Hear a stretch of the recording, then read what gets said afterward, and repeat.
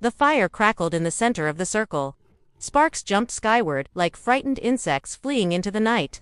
Children gathered around the flames, their faces painted with flickering orange and shadows.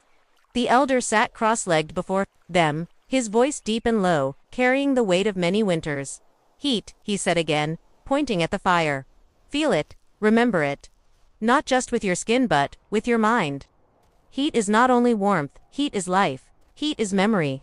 A small boy leaned forward, repeating softly, "Heat, heat." The elder smiled. "Good, like this little one. He listens." Then he lifted a charred stick from the fire and drew in the dirt. A shape formed round and towering. "The mammoth," he said. "Great and mighty. We hunted him in the northern valley. It took all of us." We waited in silence. We watched him move, felt the earth shake beneath his weight. Then, we struck. He slammed the stick into the ground. The great mammoth fell. Heat rose from his body. His fall fed our people, for moons. The children's eyes widened. One girl whispered, "And the python?" The elder nodded solemnly. "Yes, the python came after." Drawn by the scent of blood, it slithered through the tall grass. Slow, silent, closer, closer.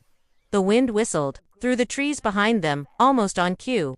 A few of the younger children shivered. We stood between it and the kill. Between it and our children.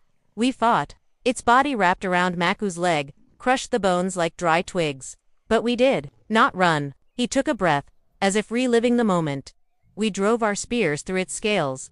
Again, and finally, silence. The beast lay still. One boy, Roan, clutched his knees. "What about the lion?" he asked. "The one near the berry bushes." The elder's eyes narrowed. He stood, walking toward the fire. "That lion," he said, voice low, "was clever. It did not attack in daylight. It waited. Always watched from the dark. Near the lionberry bushes, yes." He pointed toward the east, beyond the hills. "It waited for the moonless nights, when even the owls could not see. It came then, silent as death. He made a sound half roar, half growl, and the children jumped. But we heard it. We smelled its breath in the air. We tracked its shadow even without the moon. Do you know how?" He turned to them. "Silence, because heat," he said, tapping his chest, "is not only fire. Heat is life. Everything that lives gives heat. And in the cold of the moonless night, that heat is the only light we need." He crouched, drawing. Two figures in the dirt, one human, one lion. We waited, watched. When the lion pounced, we were ready. We struck. The lion fell.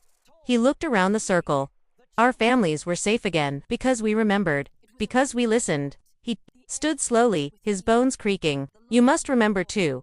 These stories are not just words. They are tools. They are weapons. They are warnings." He looked at Roan. "Now you try." The boy hesitated, then stepped forward.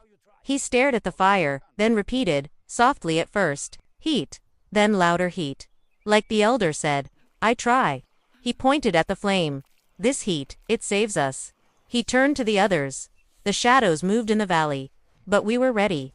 We listened. The roar came loud, but the silence before it was louder. He paused, uncertain. "Good," the elder said, nodding. "You're learning. Story is memory, and memory is protection."